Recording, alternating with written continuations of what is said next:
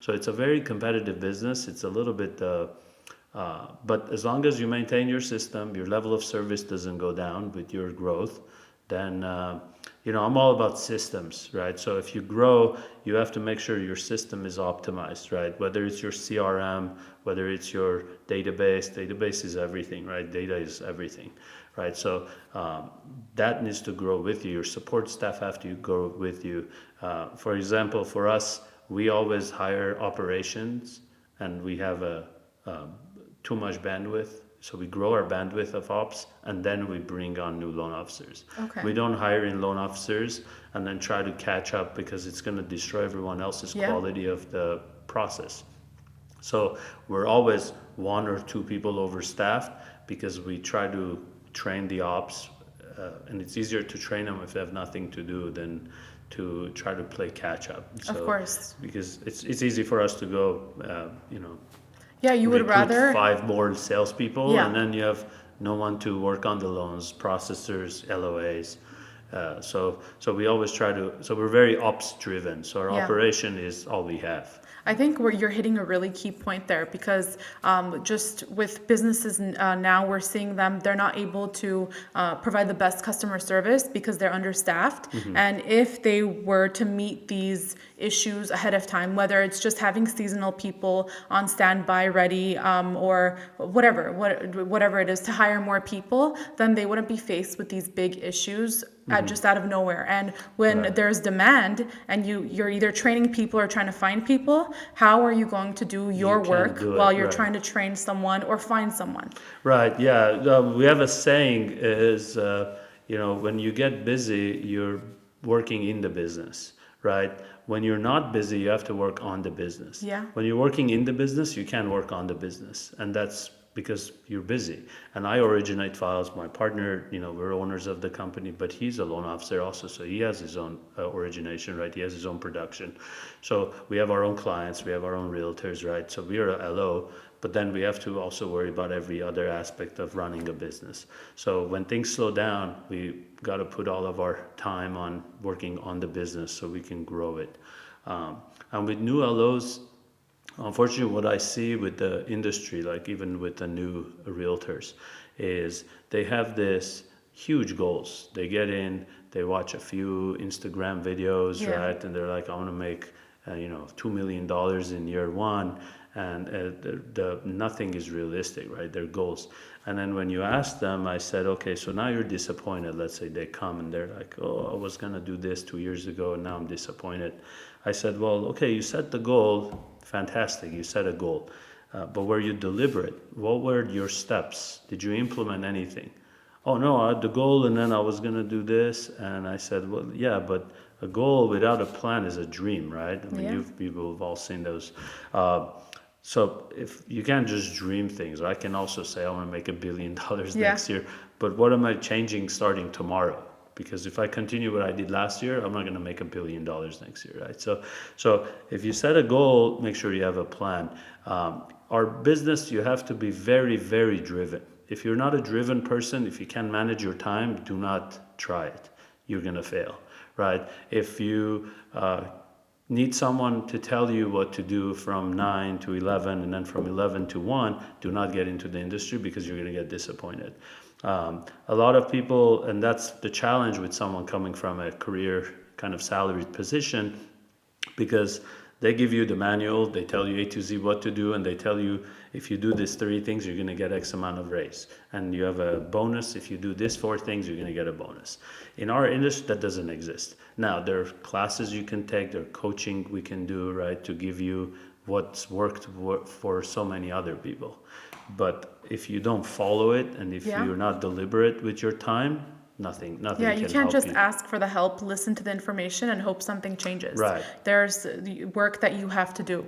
So Absolutely. even with coaching, we were talking to a mentor, Jackie, during a previous podcast, and one of the things she kept saying is, "I can't work with you if you're not ready to make motions towards your goal." So Right. if you're not, first of all, if you're not ready to take in the information, if you think you're perfect, what you're doing is working, and there's actually nothing resulting from it, it, then you need to go do some soul searching or whatever it Right. is, and then come back when you're ready to actually listen and try to make a change. Use that Right. motivation. And don't get a mentor who is a family member who's nice to you and there's an awkwardness because it'll never work, right? You want a mentor who is very blunt. And at work, I'm a very friendly person, right? With my friends, with my clients. At work, when it comes to the loan officers, when they need advice, I'm as blunt as I get. And I said, you can get upset. I'd rather you get upset and be successful and thank me later than tell you just, yeah, you're doing great, amazing, keep doing what you're doing because you did no loans for the last 6 months. So I rather be honest and straightforward with the because you're doing them disservice, right? Yeah. If you're a mentor and you're just giving someone a nice speech and then they go off and then 6 months later you meet again and you give them another nice, That's your last client if that's that's what you do. absolutely. Well, yeah, if that's what you do professionally, then that's your last client. Yeah. But even within teams, right? Because in real estate and business, we have a lot of teams, right? When you first start, you want to be in a team. You want to learn, you want to touch loans. If you start and you know nothing and you sit in the corner, you're never going to work on a loan for probably a year or two. So how are you going to learn? There's no manual of loans, right? We don't have a loan degree program where you can go through the program. Yeah. Through licensing, you learn nothing. Nothing you learn in licensing has anything to do with actually doing a loan. Same with the real estate exam or real estate courses. Everything you learn in the real estate exam, none of it helps you sell one home, right? Yeah. So those It are just the helps you, facts. right? They're good. The guidelines. They're Yeah. telling you what's legal, what's illegal, or Yeah. do this or do this is the process. But they don't teach you how to even write an offer, right? So you have to learn it from somewhere. So you have to be in a team or teamed up with a broker and work on their transactions, and that's how you learn. Every successful realtor I know who do multi-million commissions now, they were all part of a team at some point, right? You got to start somewhere. And that's how they grow their team. And their team eventually, if they're good, they take off and do their own thing eventually, right? So that's always been the flow of things. Yeah. But for loan officers, same thing, right? So if they come and say, how do I get a realtor, right? It's a very, very common question. How do I find this realtor who does this much business? I say, okay, well, you got to invest time, you got to do these things, and you got to do it with 10, 20, 50 realtors, and hopefully two of them, you'll make a connection and start working together.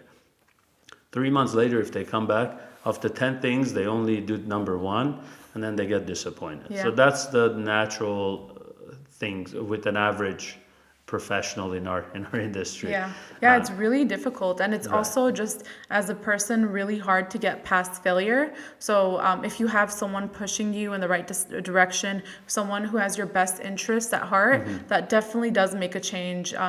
For successful people that I've spoken to, whether that's a mentor or, like you said, a team of just like-minded people working towards similar goals, and also someone that's not just viewing you as competition, but actually looking out for your interests. That's the most important thing.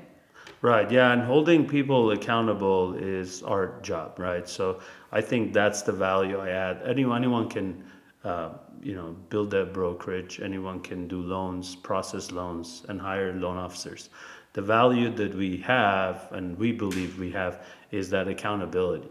We can give the knowledge, but we hold the loan officers accountable, even though they're self-employed. It's their own business, right? There's no salaries. So, but we would do them disservice if we didn't keep them accountable and we just high five them every morning. They're not going to grow. Yeah, and So, it's at the end of the day, it's also your business. You Right. want people to be successful in your group because Exactly. you're benefiting from that too. Exactly, and we invest a ton of time. So imagine if I have to invest hours and help someone do one loan, I'll just do one more loan. So that's the logic. So you want people who fit your culture, first of all. I don't need them to be the high IQ or this is not rocket science. Yeah. Right. So it's you want someone who comes in, gets in, and is all ready to go and says, I'll do whatever it takes. I want to be successful. And we've had loan officers like that who joined us only 3 years ago. And last year, let's say he closed over $100 million in volume. Wow. Right? From zero. Right? But that is a unique person. That person doesn't have a PhD in loans, right? He's still in his 20s, but he was driven enough and said, I'll do every step, everything you tell me, I'll implement. Am I going to make it? We said, yes. If you follow the plan, it worked for me, it worked for other people, right? So just stick with the plan and implement. And he was deliberate with his time, and he's still very deliberate. No matter how much he grows, it's his personality, right? So he's organized, right, which is very hard to come by in our industry, because people who are, let's say, driven and they're good at sales, they don't tend to have good organizational skills. So if you're driven, you have good sales, you have to teach yourself that. You have to realize that I'm not good at this, let me work on it. Hire someone, right? I mean, it's a very profitable business. You can afford to have an assistant. Yeah. So if you can learn, hire an assistant. Don't jeopardize your system and your process, because it's going to be gone. As fast as it came, it's going to, you're going to lose the business to elsewhere. Organizational is definitely important when you don't have a normal 9 to 5 where you sit down and you know what you're supposed to do, when you're supposed to leave. Someone tells you what to do. That's the difference. Yeah, especially for people that are not morning people, you've already wasted part of the day by sleeping in. So you have to have the rest of your day pretty organized. You have to be a really motivated person, so you don't just waste too much time doing whatever else it is you do during the day. Yeah. Loan officers who would come in and say, okay, I want to call the realtors today. And I say, well, it's noon. 10 other loan officers already called them, right? So you have to be very driven and organize your time. Otherwise, it's just not going to work.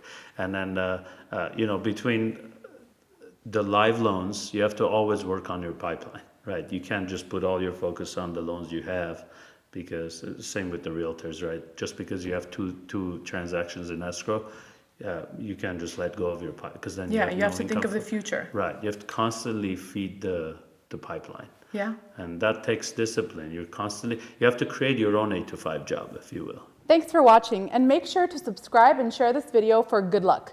Actually, share this video to 2,022 people, and you'll have sold more homes by the end of the year than you could have dreamed of. Or break the chain and don't make any sales. Totally up to you.